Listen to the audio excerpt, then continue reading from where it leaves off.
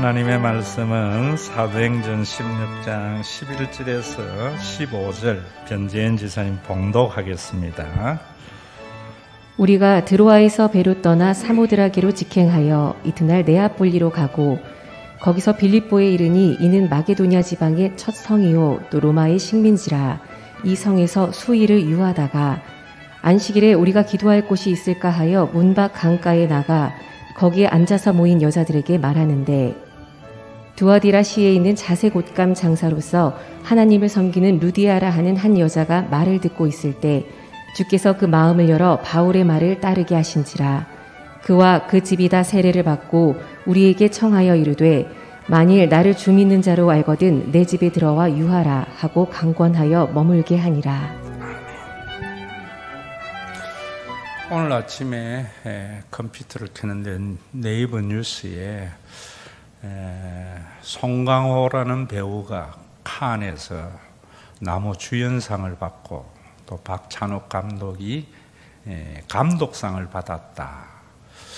우리의 영화 역사에 이렇게 두 사람이 함께 받는 것은 처음이다 라는 뉴스를 봤습니다. 우리나라가 문화적으로는 굉장히 수준이 높고 세계 탑에 이르렀습니다. 여러분 방탄소년단이나 또 축구에 우리가 손흥민이나 과거에 상상하지 못하는 세계의 탑에 이르렀습니다. 경제도 마찬가지입니다.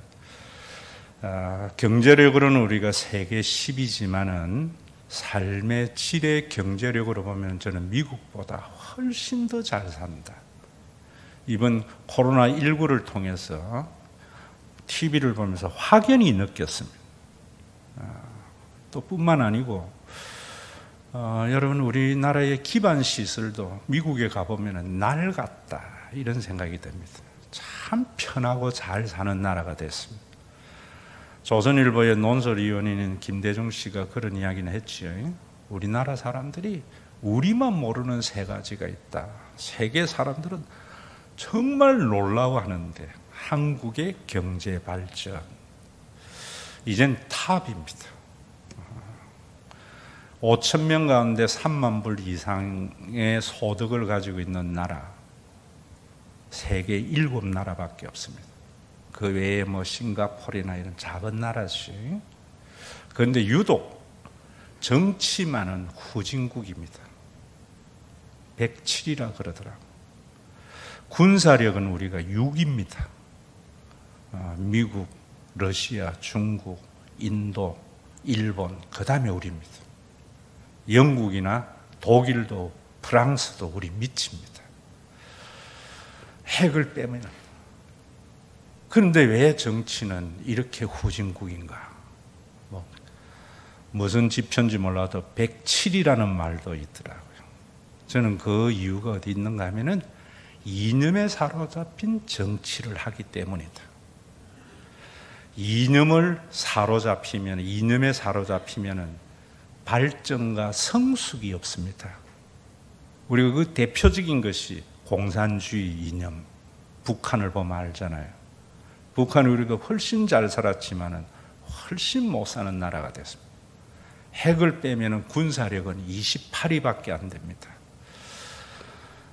여러분 이런 것들은 놔두더라도 그러면 교회는 이런 생각이 들었습니다. 여러분 교회는 예전에는 2%밖에 안 될 때에 3.1 운동을 주도했고 여러분들에게 설교하면서도 말씀드리지만은 예전에 장손, 제사 때문에 나는 교회 못 가도 애들은 주일학교 보내야 되겠다. 이런 시절이 있었습니다. 그런데 어느덧 교회는 세상에 있는 사람들에게 지탄이 됐습니다. 또 교회만이 아니고 모든 종교가 그래요. 불교나 유교나 이런 것들은 놔두더라도 왜 그런가? 종교가 이념에 사로잡혀 있기 때문입니다. 불교도 왜 지탄이 대상이 되는가? 이념에 사로잡힌 불교이기 때문이고 유교도 이념에 사로잡힌 종교가 되었기 때문입니다. 교회도 교리에 사로잡힌 교회이기 때문에 성숙이 일어나지 않는 겁니다. 세상보다는. 그래서 여러분 정말 우리가 그러면 무엇이 종교인가? 저는 기독교를 종교라 하는 데에서 굉장한 반감을 가집니다. 종교는 사람의 믿는 것을 제도화시킨 것이 종교입니다. 공자의 가르침을 제도화하면 유교가 되고요. 석가의 가르침을 제도화하면 불교가 되고 예수의 가르침을 제도화하면 기독교가 됩니다. 그건 종교입니다. 죽은 종교입니다. 주로 이념의 바탕 위에 섭니다. 그러면은 썩어버리고 후퇴됩니다. 그래서 저는 기독교는 종교가 아니다. 그건 뭐냐? 여러분들이 잘 들어야 됩니다. 영생이다 이래봐요. 삶이라는 거예요. 정치인들이 제일 많이 쓰는 말이 뭐냐면 실사구시입니다. 실사구시가 뭐냐면은 잘 아시는 대로 객관적 사실을 통하여 누구도 시비를 걸 수 없는 정확한 판단과 해석. 그런데 정치인들은 자기의 주장을 실사구시라고 이야기를 하는데 들어보면은 이념입니다. 그래서 쓰레기가 되는 겁니다. 교회도 마찬가지입니다. 교회의 실사구시가 뭔가? 영생입니다. 그 영생이라는 말이 뭐냐면은 여러분들에게 말씀드린 대로 여러분들이 주일날 와서 예배를 드리고 또 예배의 모범에 맞는 신앙생활하고 이건 종교생활입니다. 그럼 영생의 삶은 뭔가? 제가 여러분들에게 말씀드린 대로 하나님을 만나고 그 하나님이 우리 안에 거하심으로 하나님적 삶을 사는 것이다.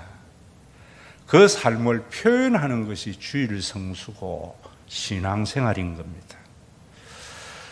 빌립보서 2장 5절 이하의 말씀을 따라서 그래서 이 사람이 신앙인이냐 아니냐 하는 것은 주일 예배에 참여하느냐 안 하느냐 이런 것보다는 그건 종교생활 잘하는 거고요.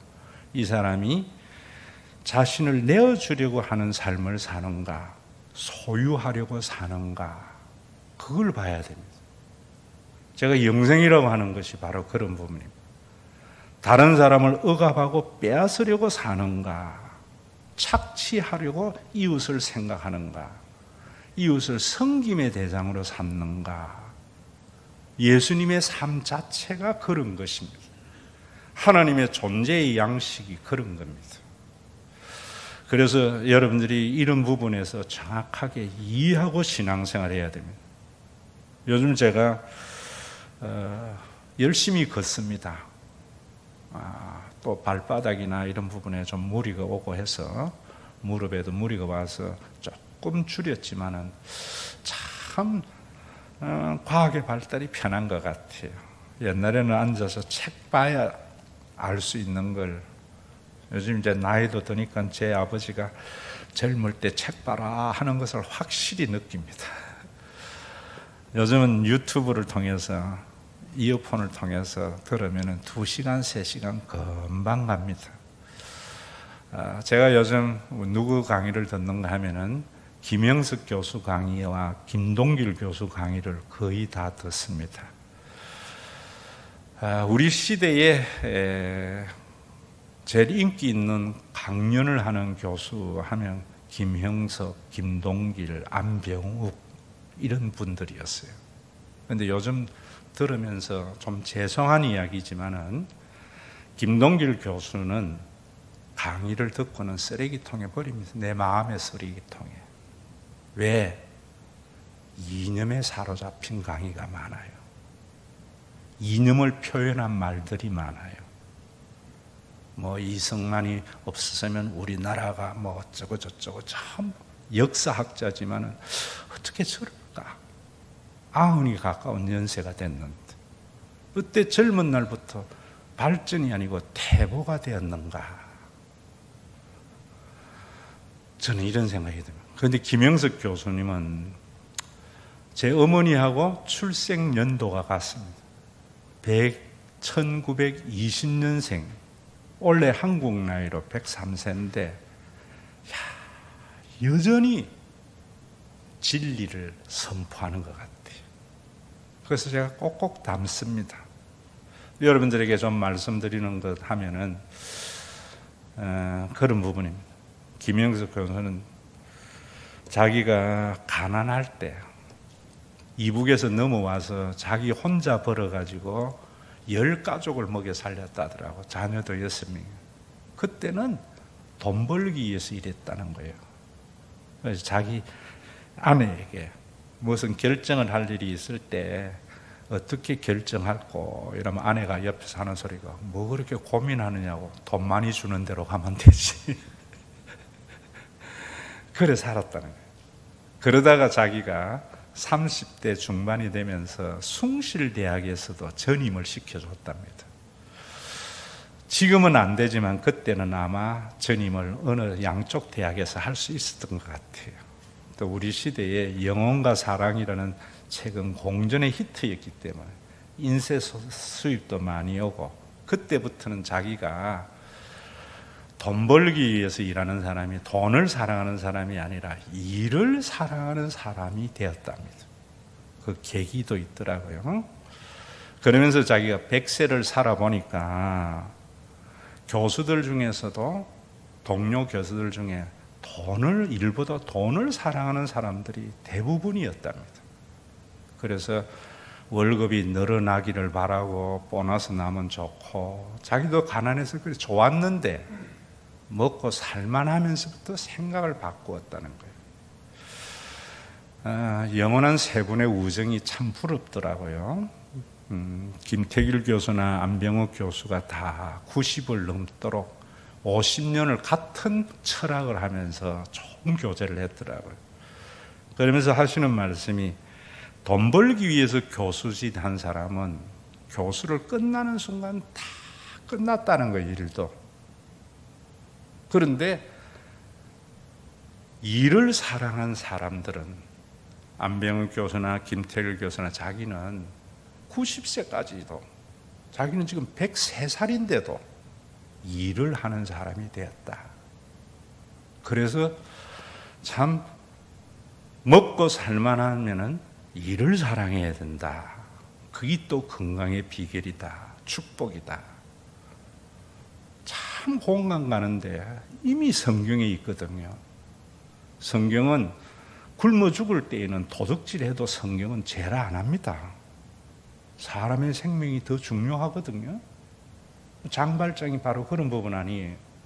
그런데 디모데전서에 가보면은 먹을 것이 있고 입을 것이 있은즉 자족함이 경건의 유익이다, 이런단 말입니다.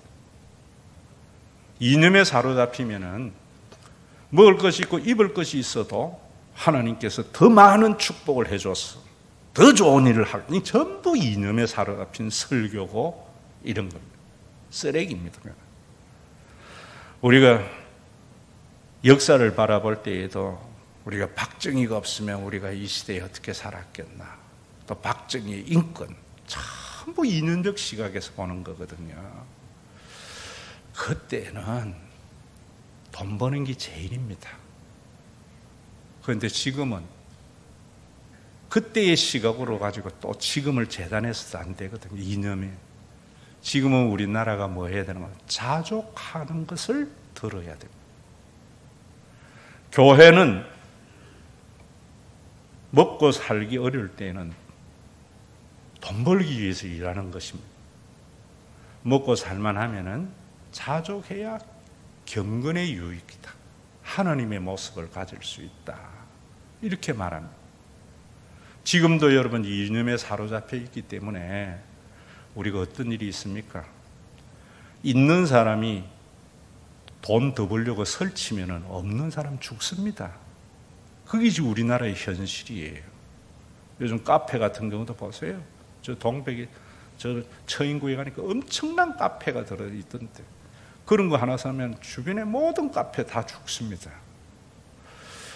이번 주일날 목회와 신학에서 인터뷰를 하는데 대충 어느 정도 모이는가 직접 못 묻고 자꾸 간접적으로 물어요. 그래서 제가 그랬습니다.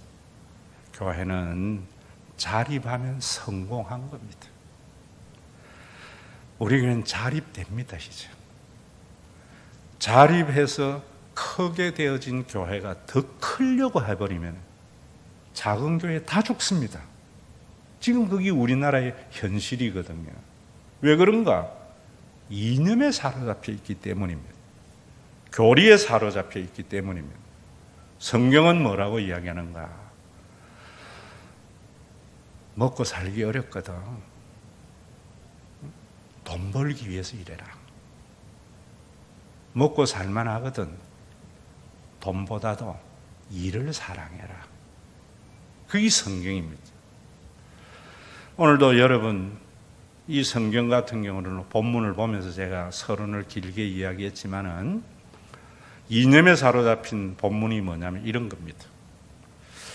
성령께서 아시아에서 말씀을 전하지 못하게 해서 바울이 무시아로 갔는데 비두니아로 가려고 애를 썼는데 예수의 영이 허락을 안 해서 드로아로 갔더니만 밤에 환상을 보았다.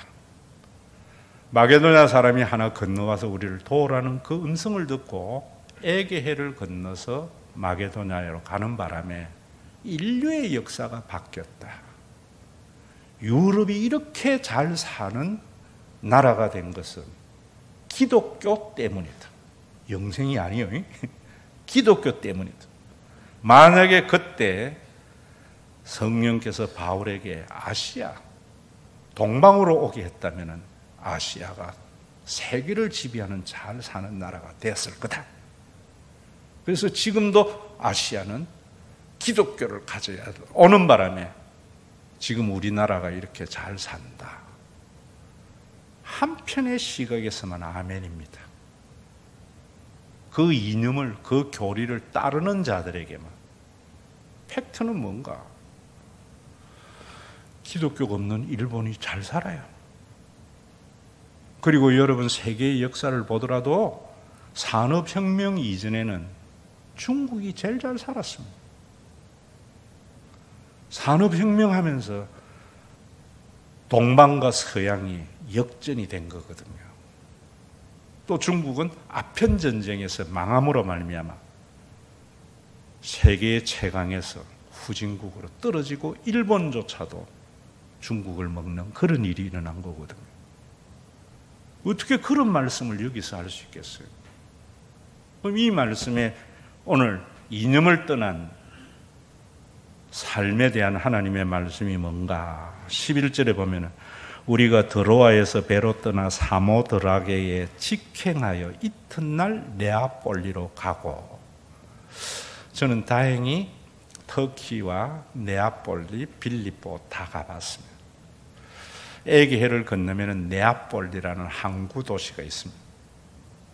지금은 여러분 쉽게 갈 수 있지만 옛날에 바울 시대에는 그 에게해가 참 건너가기가 힘든 시기입니다. 그래서 구브로 섬에 가고 뭐 이런 것도 나오는데, 여기에 직행하여라는 말은 원래 원문은 순풍에 돛달듯이 갔다. 이틀밖에 안 걸렸다. 이런 말입니다.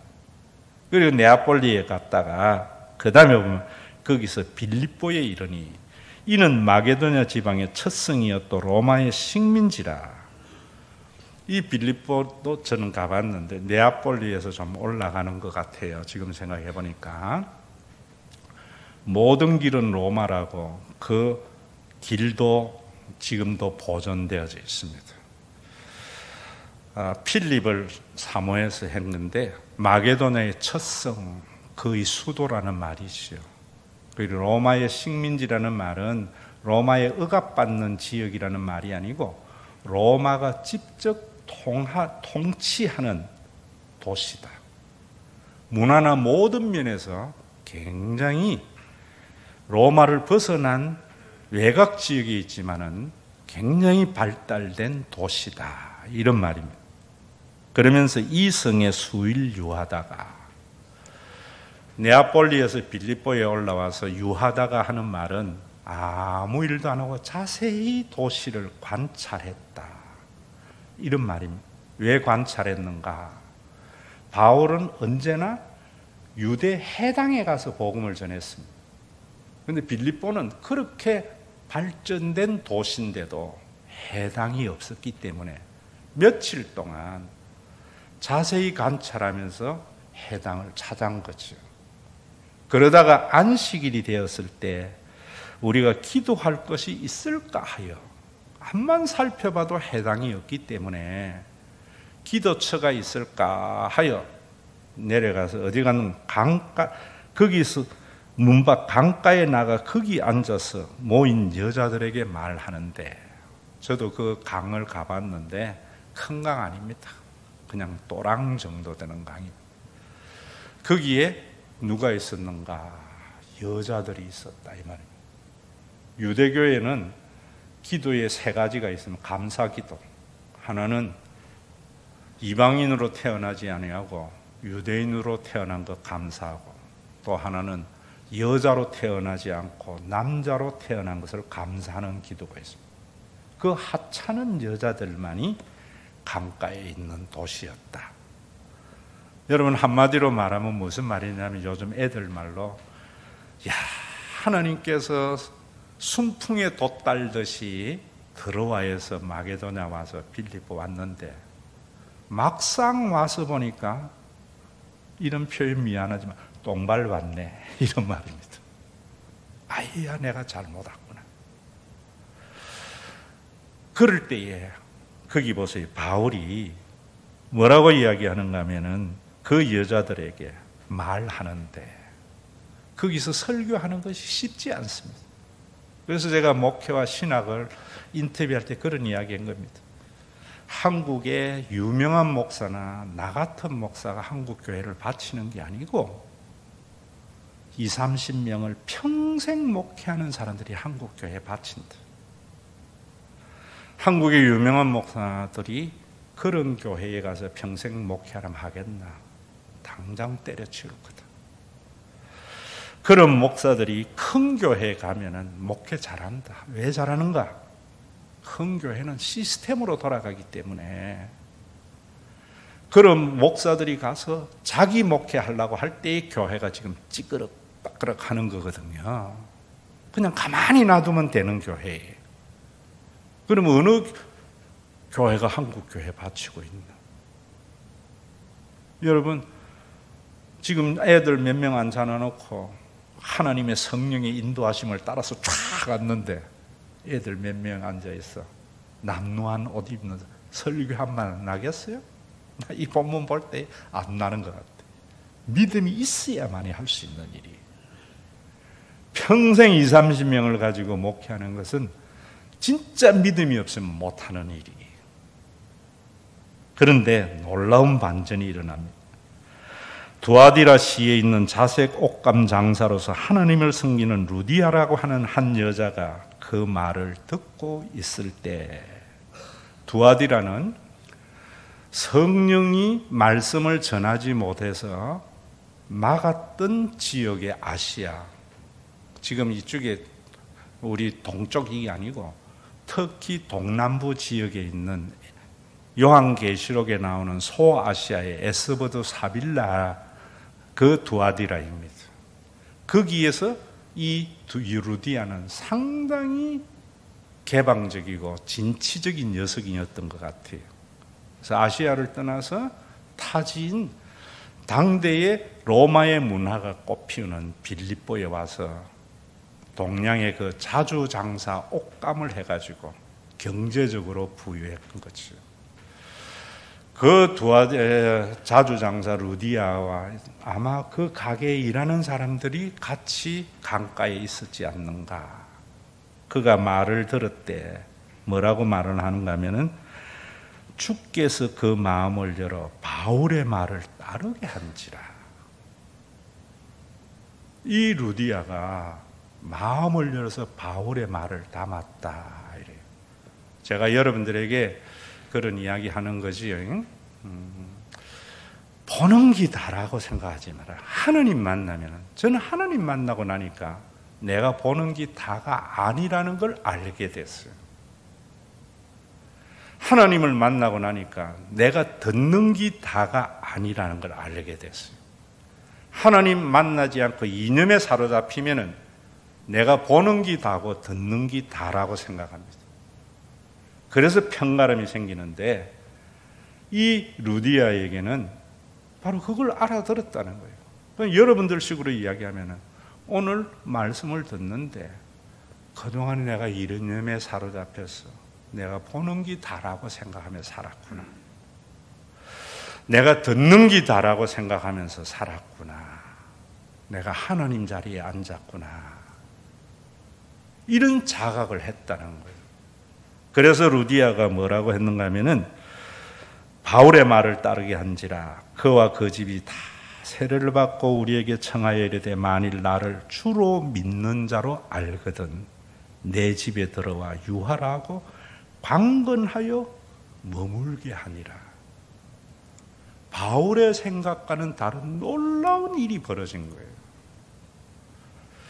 여러분들이 이런 부분들을 읽을 때에 물론 노가의 관점도 읽게 되면 바울의 마음을 누가가 잘 기록해 놓은 거죠. 누가가 아마 신학자들은 마게도냐 사람으로서 드로아에 가서 바울의 환상이 곧 누가였다 뭐 이러는 분들이 있습니다. 그래서 가가지고 순풍에 돛달듯이 갈 때에 얼마나 할렐루야 놀렐루야 하고 찬양했겠어요. 갔더니만 완전히 예상 밖의 도시의 현상 속에서 지나치려고 했겠지요.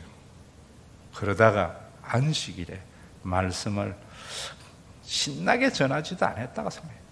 루디아가 마음을 열어서 세례를 받고 강건하여 그 집에 머물게 했는데 이런 부분들을 또 보려면은 지난주일 제가 그랬죠. 사도행전을 보면서 갈라디아를 봐야 제대로 안다. 갈라디아서를. 이 부분은 또 빌립보서를 봐야 되거든요. 빌립보서에 보면은 이런 말씀이 있습니다. 내가 너희를 생각할 때마다 나의 하나님께 감사하며. 여기에 생각할 때마다라는 말은 기도하면서 대상을 생각할 때 하나님께 감사했다. 빌립보 교회에. 루디아 집에서 교회가 시작이 됐거든요. 간구할 때마다 너희 무리를 인하여 기쁨으로 항상 간구하면, 여기 항상 간구하면 기도에 정해진 기도의 시간에 무리를 위하여 간구할 때, 필요를 달라고 기도할 때에 항상 기쁨으로 했다. 왜 그랬는가? 너희가 첫날부터 이제까지 복음을 위한 일에 참여하고 있기 때문이다. 여기 참여라는 말은 경제적인 용어로서 바울의 선교 여행에 재정적 후원을 했기 때문이다. 이래요. 여러분 이럴 때에도 여러분들이 바울 서신 전체를 바라보면은 곧이에 4장 16절에서 18절에 16절에 보면 그러나 너희가 내 괴로움에 함께 참여하였으니 잘하였다. 여기에 괴로움은 경제적인 고통을 말해요. 바울은 선교를 할 때에 베드로와 달리 굉장히 경제적인 어려움을 겪었어요. 그런데 고린도 후서에 보면 그래서 낮에는 일하고 밤에는 복음을 전하고 이랬어요. 그럴 때에 참여함, 선교비를 보내준 것은 너무나 잘하였는데 빌립보 사람들아 너희도 알거니와 복음의 시초에 내가 마게도나를 떠날 때 주고받는 내 일에 참여한 교회가 너희 외에는 아무도 없었다. 네아폴리에도 교회가 있었고 데살로니가에도 있었고 많은 교회가 있었지만 내가 그 마게도나 진역을 떠날 때에 선교비 후원은 빌립보 교회 너희들밖에 없었다. 감사편지. 그래서 빌립보서를 영수증이라 그래요. 모든 용어들이 상업의 영수증 용어로 쓰여져 있습니다. 그러면서 데살로니가에 있을 때에도 그 옆에 데살로니가 있을 때에도 너희가 한 번뿐 아니라 두 번이나 나의 쓸 것을 보내어 주었다. 이런 말씀이 있다. 여러분들에게 말씀을 드린다면은 말씀을 아시아에서 말씀 전하지 못하게 하고 비두니아로 가는 것도 예수의 영이 맞고 드로아에서 환상을 봐가지고 마게도나로 건너갈 때에는 순풍에 돛달듯이 모든 일이 형통할 때 할렐루야 아멘 하고 갔는데, 막상 현실은 최악의 현실이었습니다. 그런 현실에도 변하지 않게 말씀을 전했는데, 나중에 보니까 이 빌립보 교회가 얼마나 큰 일을 했는가 하면은요, 바울은 여러분들이 뭐 지금은 뭐 굉장히 그러지만은, 바울은 당시에 항상 사도권에 대한 시비를 받는 사람이었어요. 왜냐하면 사도행전에 보면은 가룟 유다를 대신하여 마띠아를 뽑을 때에 자격을 두 가지로 내세웁니다. 하나는 예수님의 살아생전의 교훈을 들은 자, 그리고 예수님의 부활을 목격한 자. 바울은 그 두 가지 중에 부활의 주님은 환상으로 보았고 살아생전에 예수님의 것을 모른다고요. 그래서 사도에 대한 시비가 끊임없이 있었어요. 그래서 바울이 뭐라고 했는가 하면, 나는 만삭되지 못하여 난 자다, 미말에 처한 종이다 라는 것은 겸손해서 한 말이 아니고요, 자기 신세 한탄이에요. 내가 이렇게 누구보다도 어떤 사도보다도 열심히 사도의 일을 했지만은 언제나 사도권에 대한 시비가 있었다. 그런데 그 사도권이 당대에 굉장히 중요한 것은, 교회에서 사도권을 가지고 있는 사람은 어느 교회에 가든지 선교비를 받을 권한이 있는 거예요. 내가 여기에서 복음을 전하다가 분당에 가서 뭐 분당 교회에 가서 복음을 전하면 내 선교비 다오 할 권리가 있어요. 왜냐하면 예수님이 복음을 전하는 자는 복음으로 말미암아 살리라 이랬거든요. 그래서 바울은 선교비를 받지 않았던 이유는 자비량 선교사의 대표자인데, 이런 사도권의 시비 때문에 굉장히 고통을 당했거든요. 고린도 교회에도 얼마나 많은 갈등과 시비가 있었는지 몰라요. 그래서 눈물로 기도를 해가지고, 우리는 고린도전서 후서밖에 없지만은 숨겨진 편지에 눈물의 편지가 있고 5번에 주고받았어요. 그 편지 때문에 겨우 마음을 추스려 놨는데, 바울이 고린도 교회에 뭐라는가 하면은, 지금 예루살렘 교회가 기근이 들어서 가난하니까 내가 갈 때 헌금하지 말고 미리 헌금을 좀 하면 좋겠다 이랬지만, 고린도 교회가 또 뭐라는가 하면, 바울은 돈만 밝히는 자네 이랬다고. 그러면서 봐라, 베드로는 진짜 사도이기 때문에 아내를 데리고 다니면서 어느 교회 가든지 선교비를 받았는데, 바울은 선교비 달라 소리도 못하고 일하면서 일하지 않았나. 눈물 나는 이야기지요. 그런 상황 속에서 빌립보 교회만이 선교의 후원자였던 거예요. 여러분, 이 팩트 속에서 하나님이 주시는 계시를 한번 생각해 보라고. 여러분, 인생을 살면은 잘 나가는 때가 있어요. 그때 할렐루야 하나님 감사합니다, 이거는 이념에 사로잡힌 자의 모습이에요. 살다 보면은 도저히 경험해보고 싶지 않을 때, 하나님 이럴 수 있습니까? 하나님이 살아계시면, 이것도 불신앙의 모습이에요. 오늘 이 메시지를 통해서 우리에게 주시는 말씀이 뭔가, 제가 여러분들에게 말씀드리잖아요. 아멘은, 내 생각하고 맞을 때 아멘은 이념적 설교입니다. 아멘은 내 생각하고 다를 때 주의 말씀이 옳습니다. 이게 아멘이에요. 불교나 이런 데에서도 노자에도 각을 중요시 여기는데, 각이 뭐냐면 각성.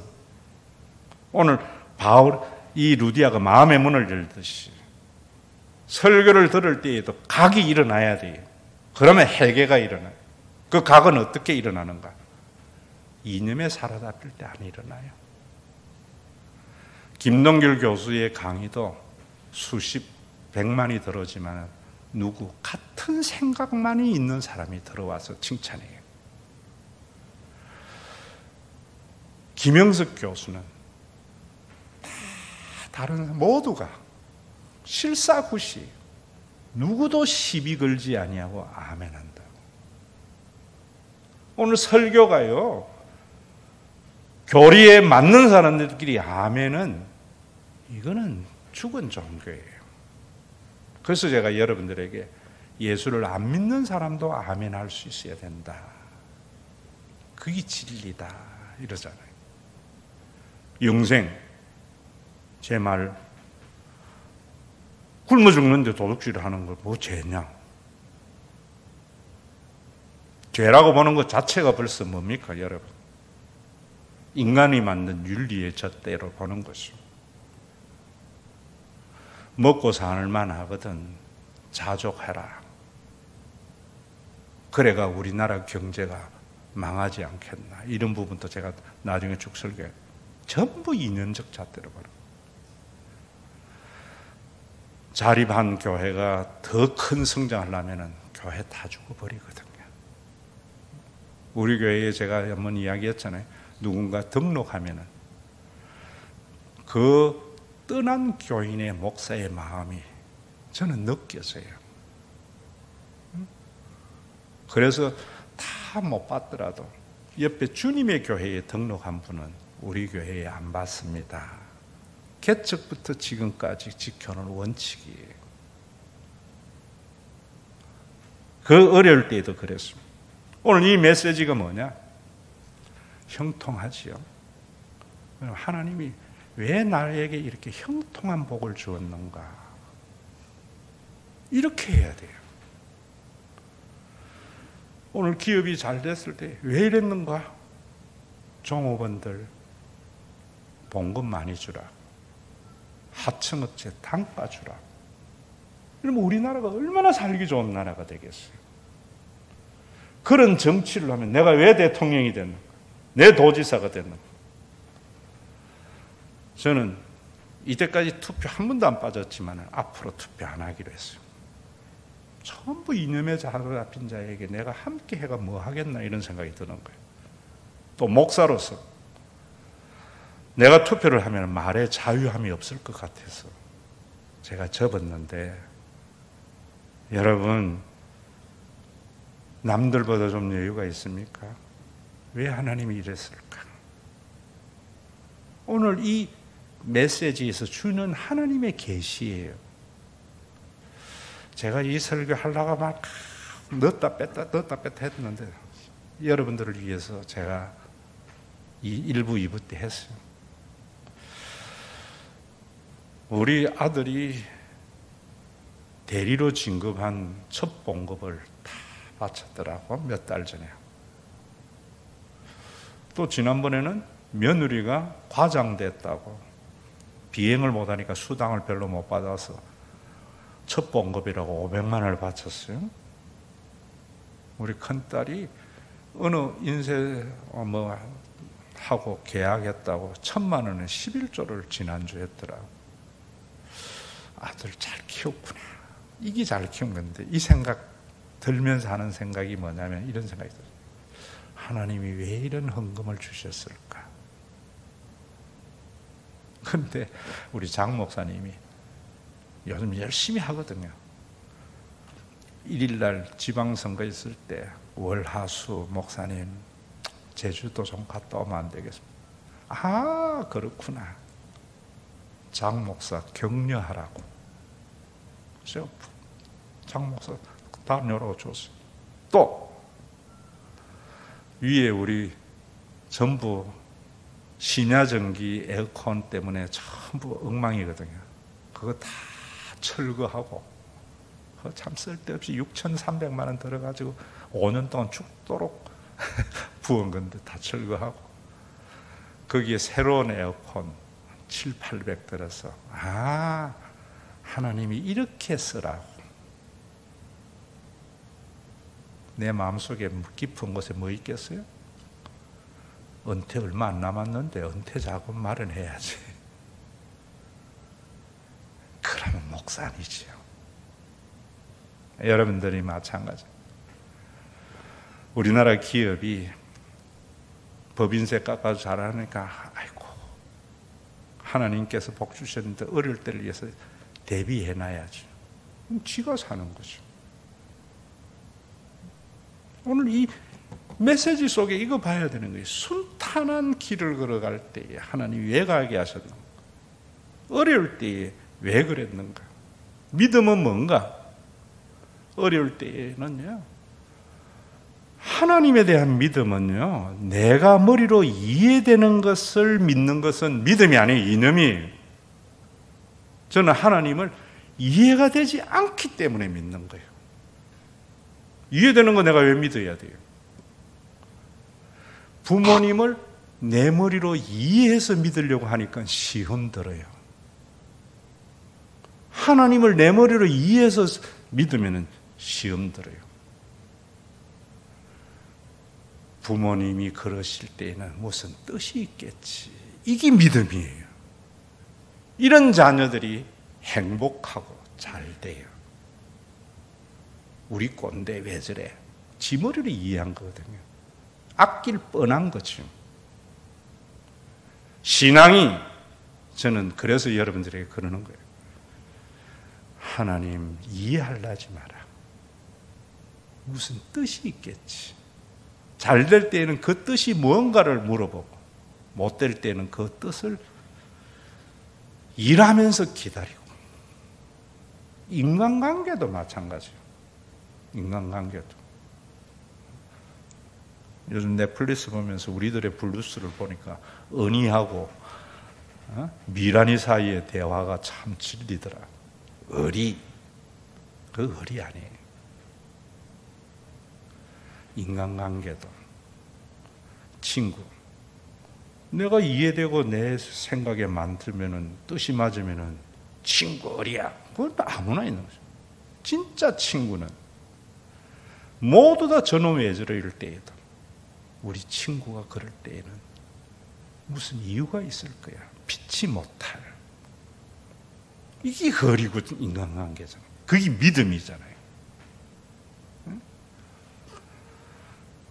여러분, 제가 목사로서 여러분들에게 이런저런 소리, 앞에도 이야기했지만 공적인 예배나 공적인 모임에 장로들, 권사들 와야 된다. 못 올 때 저는 어째 생각하나?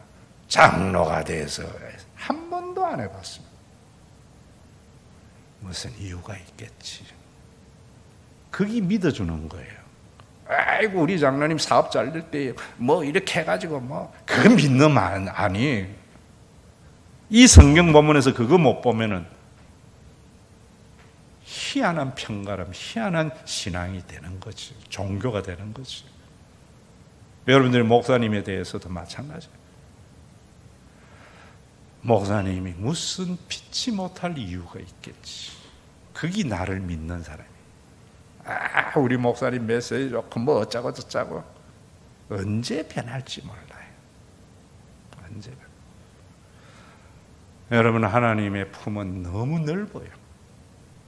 이해하려 하지 말고 그 품에 안기세요. 우리 교회 다니면서 사람들에게 그렇게 해야 돼요. 인간 사이에 얼마나 많은 일들과 말이 일어나요.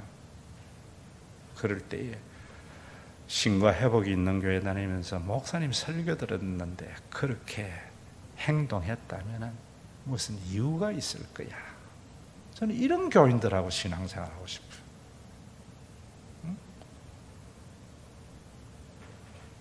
여러분, 목사님에 대해서도 마찬가지예요.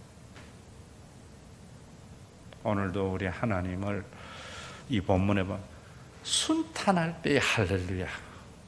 어려울 때에 하나님 이럴 수 있습니까? 이념의 사표로 잡혀서 보는 사람이야. 하나님의 은혜 가운데 있는 사람은 순탄할 때 하나님이 왜 이렇게 평탄한 길을 주시지? 어려울 때에 하나님이 무슨 이유가 있을 거야? 친구가 좋게 여겨질 때 우리 같은 친구 없어 이러지 마세요. 참 이런 친구가 있어서 감사하다. 이해되지 않는 행동을 할 때에, 내 친구가 그럴 때에 무슨 이유가 있었겠지. 이 믿음이에요. 이런 믿음을 전부 교리로 설명해버리니까 믿습니다. 교회가 성장하지 못하는 거예요. 이념에 사로잡히면 대표적인 게 북한이잖아요. 공산주의잖아요. 공산주의, 이념에 사로잡힌 북한. 퇴보하잖아요. 자본주의에 사로잡히면 안 돼요. 실용주의에 사로잡히면 안 돼요. 칼빈주의에 잡히면 안 돼요. 하나님의 인자와 선하심을 믿는 신앙. 하나님 무슨 뜻이 있겠지? 사람에 대해서는 무슨 이유가 있겠지? 이 믿음으로 천국을 만들어가는 저와 여러분들이 되었으면 하고, 경제와 군사력과 문화에서는 세계 탑이지만 107위의 대한민국의 정치를 교리가 벗어나지 아니하면 교회는 절대로 사회를 변화시킬 수 없어요.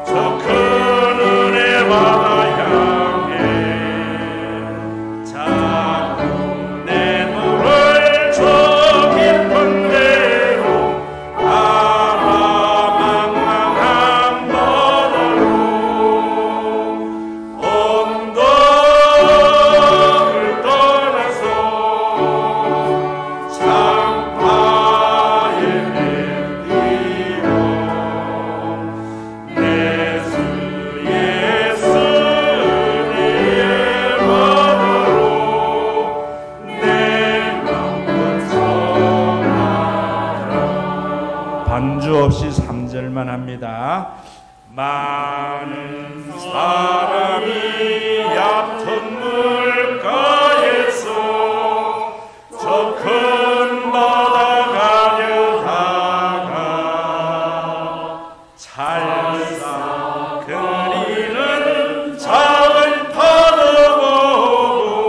마음 약하여 못 가네. 언덕을 떠나서 창파에 매이고 내 주 예수 은혜의 바다로 내 맘껏 서가라.